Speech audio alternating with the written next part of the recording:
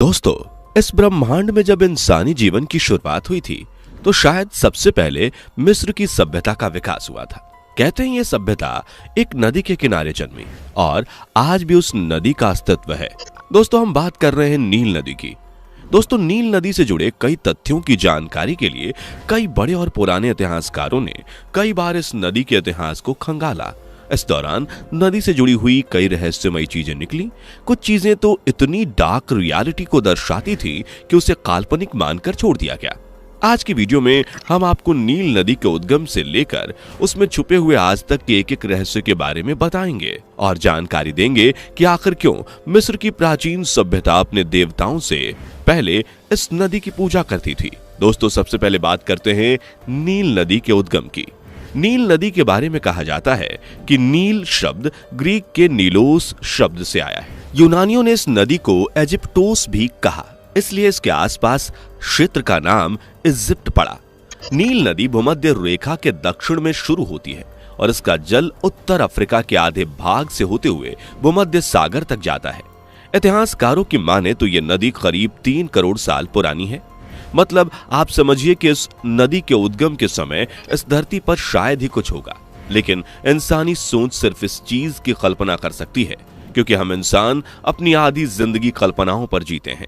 दोस्तों, कहते हैं कि जब शुरुआत में कुछ लोग इस धरती पर जीवन की तलाश में भटक रहे थे, जब वो बुरी तरह थक गए थे तो उन्होंने एक जगह रुकना सही समझा और वहीं पर एक पेड़ के पास उन लोगों ने अपना डेरा जमाया। उनकी थकान इतनी गंभीर थी कि पेड़ की छाया और वहां चल रही हवा की वजह से वो लोग कुछ देर बैठते ही सो गए और उनमें से एक व्यक्ति की आंख तब खुली जब चारों तरफ अंधेरा छाया हुआ था।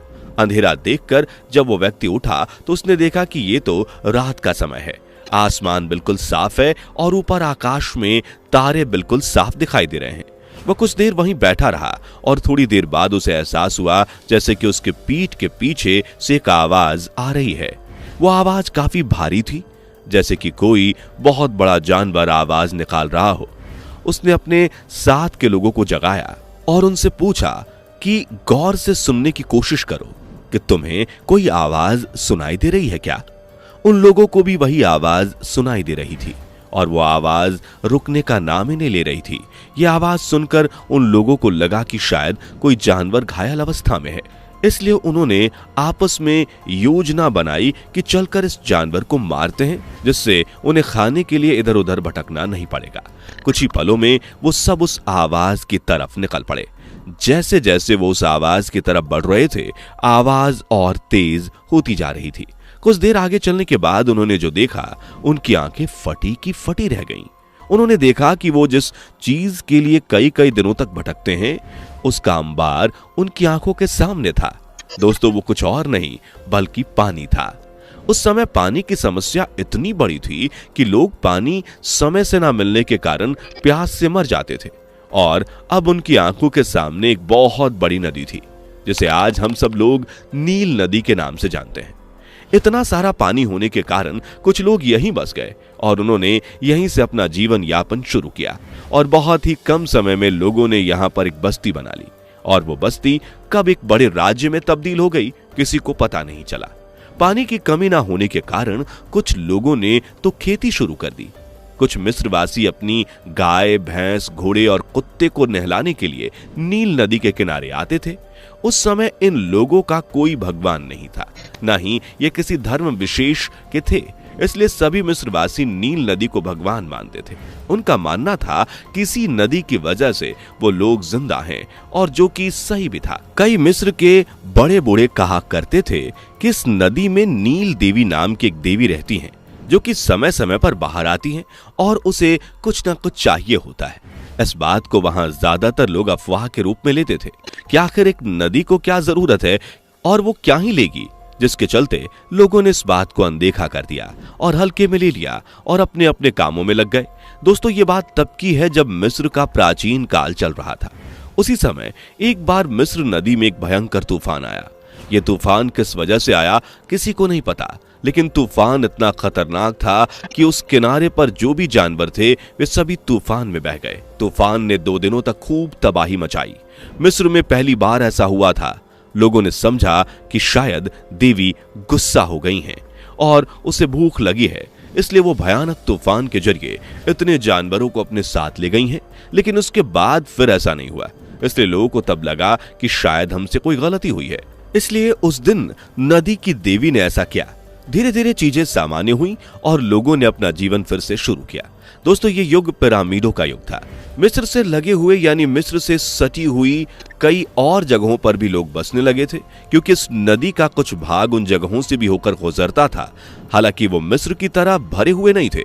इनमें सूडान, काहिरा, खार्तूम, जिंजा और जूबा थे। लेकिन मिस्र अब एक प्रशासन सत्ता बन चुका था। अब वहां पर फाराओं और फिरौन का राज आ चुका था। मिस्र के राजसी महल को भी नील नदी के किनारे पर ही बनाया गया था, ताकि महल को बनाने के लिए पानी को ज्यादा दूर से ना लाना पड़े। लेकिन दोस्तों, मिस्र में शाही शासन आने के बाद चीजें बहुत बदल गईं। लोग कामुक प्रवृत्तियों की ओर ज्यादा ध्यान देने लगे। फाराओ अपनी रानियों के साथ शाम के समय नील नदी के किनारे पर आकर काम प्रदर्शन करते थे और कई सारे फाराओ मिलकर उस नदी में हस्तमैथुन करते थे, क्योंकि उनका मानना था कि इस नदी की वजह से मिस्र का जन्म हुआ है। इसलिए वो हर चीज जो जन्म देने की कारक है उसे नील नदी में आकर अपना प्रदर्शन करना होगा।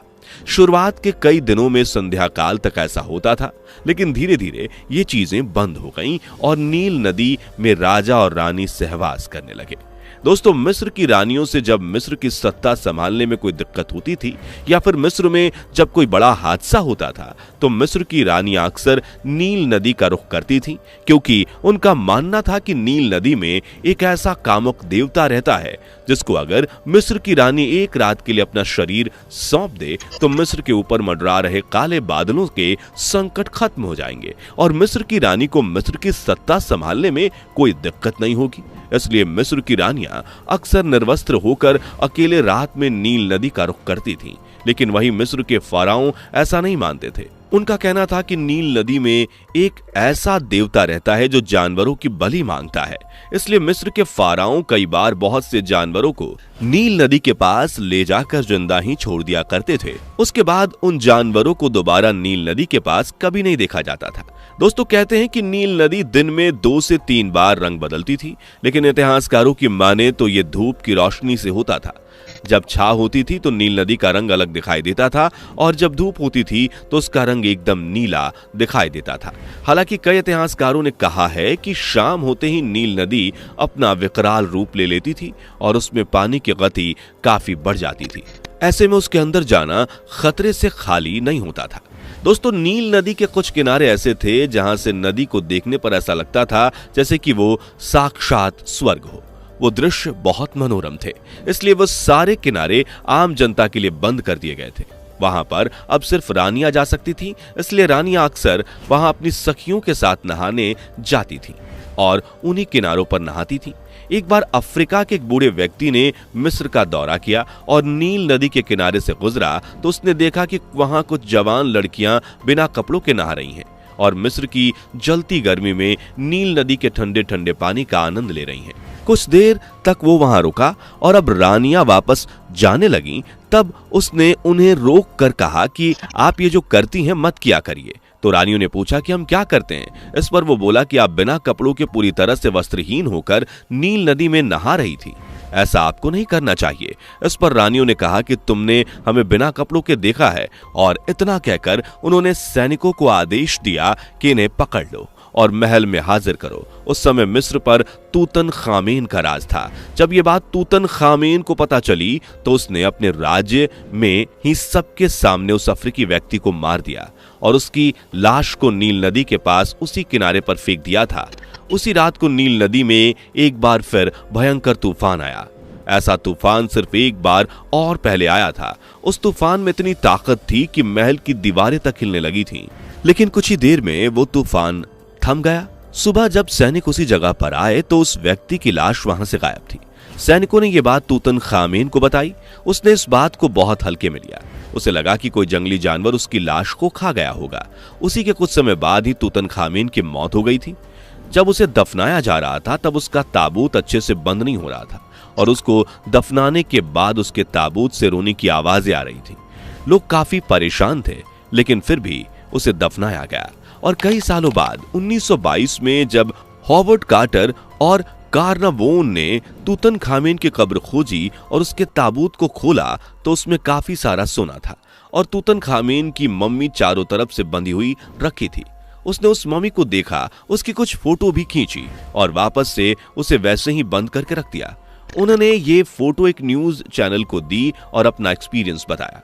अगले दिन उन दोनों का एक लाइव इंटरव्यू था जिसमें उनसे तूतनखामेन के बारे में कुछ सवाल पूछे जाने थे, लेकिन उससे पहले ही उन दोनों की अचानक मौत हो गई। उस दिन के बाद लोगों में यह बात फैली कि तूतनखामेन उस व्यक्ति और नील नदी के श्राप के कारण मरा था और उसी श्राप से अब हावर्ड कार्टर और कार्नावोन ग्रसित हो चुके थे, इसलिए उनकी मौत हुई।